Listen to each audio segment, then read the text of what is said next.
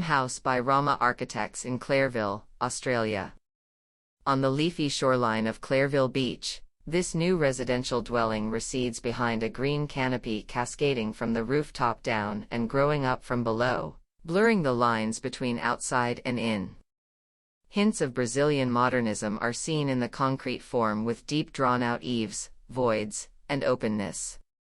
The underlying principle of House was to create a restful and private family home that receded into the landscape using immersive planting from the rooftop cascading down, visible from every room, and planting from the ground up. Encouraging nature to envelop the structure, blurring lines between outside and in, allows the home to disappear behind the greenery, providing privacy and tranquility. The feeling of being outside yet still being sheltered by a formative structure was key. This is where we played with the idea of hard and soft. Hard is represented in the Brazilian modernist design with concrete, stone, and tallow wood. The result is a solid structure with large eaves, creating a safe receding shelter.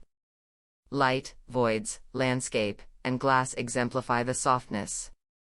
The soft makes the strong shelter one with the trees, plants, and water surrounding the home.